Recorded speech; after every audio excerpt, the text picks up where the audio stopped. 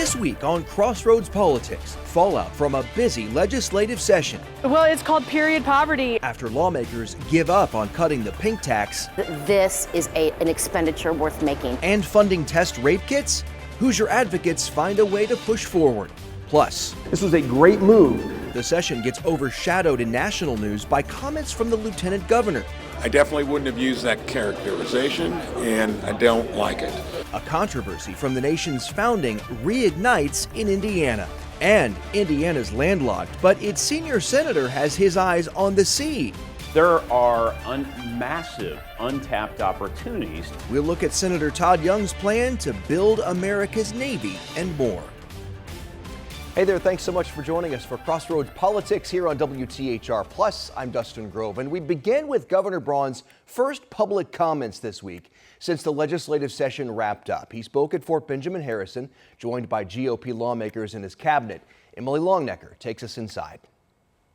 Yeah, Governor Braun touted what has been accomplished during this legislative session in just 3.5 months, and he credited that with the constant communication, he said, between the second floor where his office is and the third floor where lawmakers get their work done.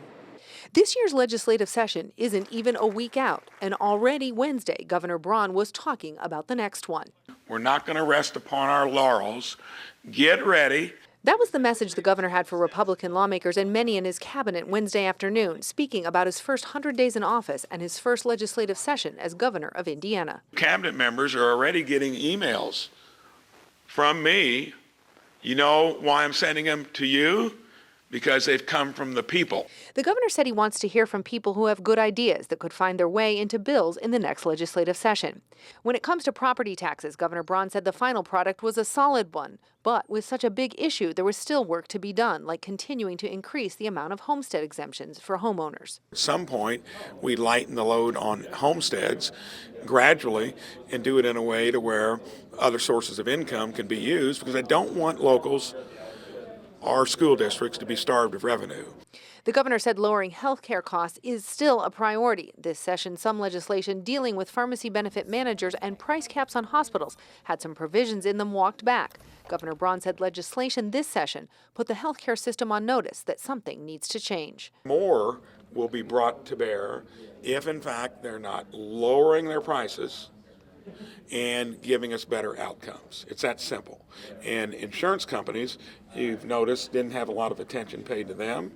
And that's going to be page 2, because both are in it in a broken system. The governor was also asked about cuts to the final budget that came after a less than rosy revenue forecast in the final weeks of session. When it comes to what we really cut, nothing got hammered, and the most important stuff stayed intact. And Democrats may agree with that assessment on some of those cuts to the budget. Many were very critical last week of the cuts to public health funding, money that goes to all 92 counties for preventative health measures. That money went from $100 million each year down to $40 million. At the Indiana State House, Emily Longnecker, 13 News. And the budget was a big part of the session. As we covered here on Crossroads Politics, it went through a lot of revisions.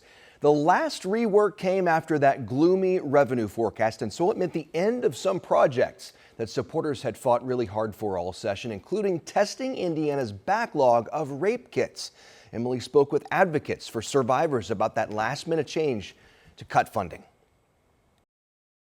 Talked a lot about that projected $2 billion revenue shortfall that really impacted that final version of the budget. In the last week of session, lawmakers really had to decide what could stay in the budget and what needed to come out. Money to address the backlog of untested rape kits in the state of Indiana had to come out. Now, today we talked to a sexual assault survivor who testified this legislative session about the need for that money in the budget, a warning some of what she discusses may be difficult to hear. I can tell you that exam is not like any other anyone will have. Michelle Kuiper's talking about the exam someone undergoes after being sexually assaulted. Kuiper would know. She's had one after surviving an attack during her freshman year of college. And I was Kidnapped and strangled and sexually assaulted. This legislative session, Kuiper, a Ben Davis High School graduate, told her story in front of lawmakers, testifying on behalf of House Bill 1416 that would have established a fund to tackle a backlog of untested rape kits in Indiana. Kuiper's testified about the backlog before. We have to understand that if we don't put the money where it needs to be, that we are allowing offenders to run free and to keep committing these types of crimes. But when the final budget came out just over a week ago, the $2.5 million that would have been available starting next July to pay for testing hundreds of rape kits, still sitting untouched, wasn't there. We're not angry at any legislator or anything to do with the process. But what I know is that this is an expenditure worth making. Beth White, the president of the Indiana Coalition to End Sexual Assault and Human Trafficking, says even if the money wasn't there this time around, the push to address rape kit backlogs needs to continue. I just believe that is something that Indiana needs to do, and do soon. Not only to try and catch the perpetrators and protect future victims, but also for the survivors who come forward. My perspective has always been that the least that we can do in government is test the kit. Yes, it is difficult. Yes, it is a lot of money. But if we don't spend the money where we need to, believe me, offenders are spending the money. They're using the best technology possible to be a better offender. And it wasn't just what was taken out of the budget that raised some eyebrows. It was also what items were put back in, like the so-called pink tax. That's the sales tax on period products. One nonprofit that supplies period products to schools and health centers says it plans to be more vocal about the tax. Emily also had that story this week. It's a healthcare issue, it's an education issue, it's a dignity issue. That's how Angie Katinas, the founder of Project Period, views the issue of women having access to and being able to afford menstrual products. Well, it's called period poverty, which is the experience of not being able to afford the period products you need to safely and with dignity manage your period. Katina says research shows women across the country and here in Indiana sometimes struggle to afford monthly products. As many as 1 in 3 girls report missing school because they don't have the necessary supplies to go to school with dignity during their period. That's part of the reason Katinas helped found Project Period, an organization that collects donations and also buys menstrual products, distributing them to health centers, neighborhood programs, and schools in Indianapolis and Marion County. If students don't have these basic necessities, they're not going to have a good day. Hannah Yeager-Bush with Teachers Treasures says they get thousands of products a month from Project Period. I can't tell you how many teachers and nurses and social workers have come to me and said, I give these out every day. But what about when school's not in session? Summer is a challenging time for all low-income students because they're separated from food resources and hygiene resources, period care included. And so we just decided to step up to the plate. This summer, for the first time, Project Period will provide thousands of period products to all 25 branches of the Indianapolis Public Library. Teens can get them at the front desk. So it's a really discreet and dignified way to handle that if you're in need of a period pack. Katinas also says she hopes Project Period can be more vocal in future attempts to repeal Indiana's sales tax on menstrual products, something more than 20 states and Washington, D.C. have already done. In Indiana, the tax raises about $5 million a year. I understand that at the state level, there's a big impact when they suddenly take away $5 million, but we're not going to be silent when the burden of that is falling on women. In Indianapolis, Emily Longnecker, 13 News. All right, much more to come on that. And more to come here on Crossroads Politics. Made in America takes to the seas. U.S. Senator Todd Young walks us through his push to bring shipbuilding back to the U.S.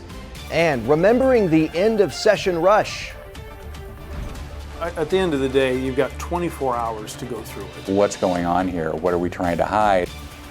The Senate's top Republican and the House's top Democrat look back on a frantic end to their work this year. But first, I definitely wouldn't have used that characterization, and I don't like it. comments about the 3/5 compromise land the lieutenant governor in some hot water. Next on Crossroads Politics. Governor Mike Braun responded this week to comments made by his lieutenant governor as lawmakers debated the budget at the end of the session. Take a listen here.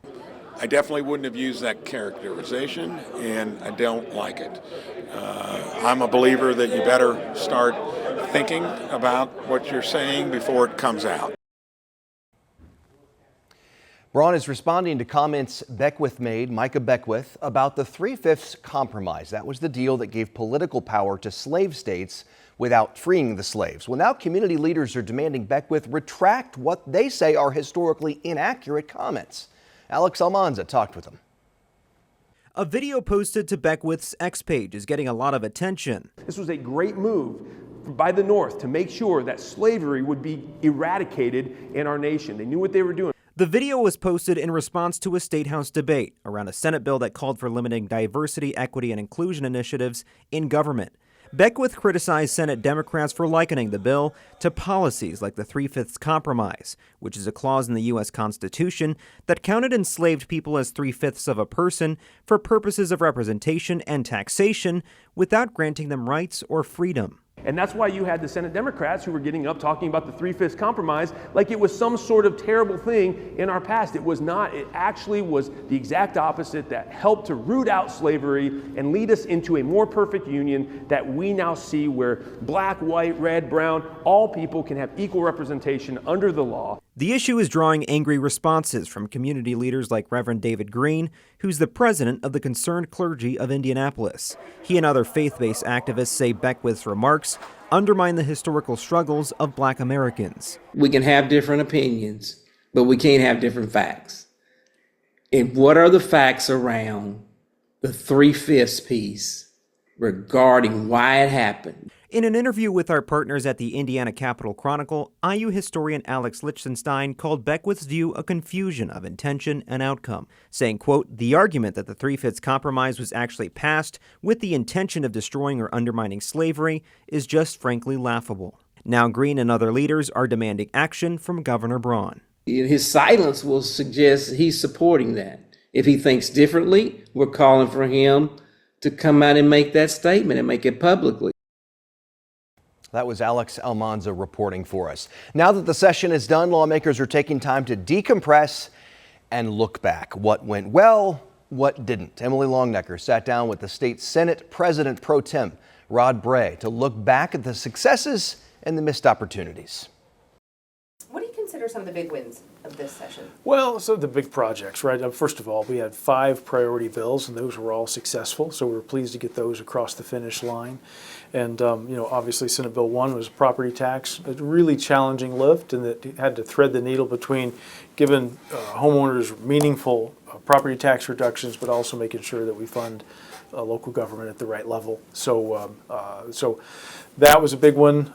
Just getting the budget through was a big one in a way that is fair and honestly balanced, which it is, but a huge challenge given the April 16th forecast that showed a decrease of $2 billion of revenue coming in over the next 2 years. So a couple of challenges there, but overall a successful year that did good things for Hoosiers. Is there something that you wished had gotten over the finish line that didn't? Yeah, so I get asked that every year. The one thing that I would look at this year was the bill that pertained to hemp and the regulation of that. Would love to have been able to get something done in that space.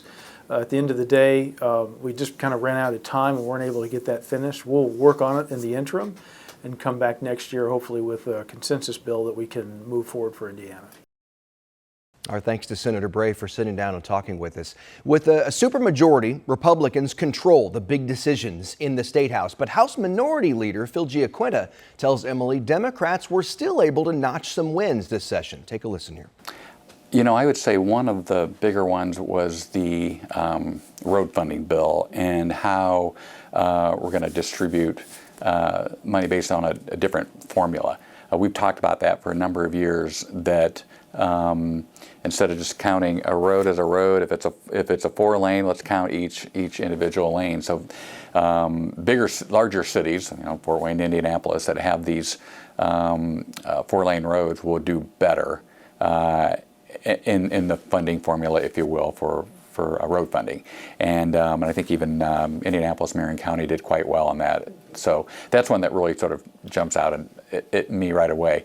We came into this session coming off of of a campaign in which, we heard from constituents, and we went door to door, what can you do to help lower costs? And as Democrats, House Democrats, we put up amendments, things like that unfortunately either weren't accepted. And I think that's one thing, whether it's trying to help renters out with increasing the renters deduction, looking for ways when we talk about new technology and building these small nuclear reactors. Why does it all have to be on the consumer? What more can be done by those that are going to be those big data centers that are going to be using the energy? Can more of the cost be shifted to them? So there was a lot of things I think there that we thought protected and would help Hoosiers with their costs that unfortunately didn't make it. Thanks to Representative Giaquinta as well. One big area of disagreement between the top Senate Republican and the top House Democrat was how the session ended. A rush to pass a budget that had been introduced just the day before. At the end of the day, you've got 24 hours to go through it. Plus, everyone was involved in those conversations, some people more than others. Senator Mishler, obviously, for us, was the architect of it. But you've got 24 hours of time where there are no changes that you can then get into it, read it, go over it, kind of reassure yourself that something in there that was important to you was still in there, or if you see it's not, come back and have a conversation with people about why that is or what you can do in addition to that. So, there's a process there. We follow that process, which includes a 24-hour time from when the budget is published to when it's debated and voted on. And so we followed that. And at some point, you just have to, you have to get to the point where you make a decision on it. So we did that, but we followed our rules. But House Minority Leader Giaquinta says Democrats did not get a chance to review everything, including the language letting the governor appoint the board of trustees at IU, something Democrats debated into the early morning hours before the final vote. Well, it was a long debate because we never had a chance to debate the issue during session. These things should be vetted through the committee process. And we talk a lot about transparency. I hear from the other side, they love talking about transparency. They'll reference Senate Bill 5 that mentioned transparency. But then they do something like this, and you're thinking to yourself, well, what's going on here? What are we trying to hide that all of a sudden something that's slipped in at the end of the budget process, and folks don't really have enough time to really react, give their 2 cents, if you will. All right, from the State House to the U.S. Capitol, still ahead, who builds American ships? There are massive untapped opportunities to mobilize a workforce. Senator Todd Young of Indiana explains his bipartisan push to make American ships again when we come back. Welcome back. Senator Todd Young working on bipartisan legislation right now to make American ships again. The senior senator from Indiana is joining with Arizona Democrat Senator Mark Kelly to reintroduce the Shipbuilding and Harbor Infrastructure for Prosperity and Security for America Act. It's a long one. They call it SHIPS for short. So why would a senator from landlocked Indiana make this a priority? Well, he says at the heart of it, this bill is about national security. The Hudson Institute says China's control of commercial shipping and shipbuilding right now gives it a potentially decisive military advantage over the U.S. Young says the bill would also help revitalize the shipbuilding industry, which would help the economy here.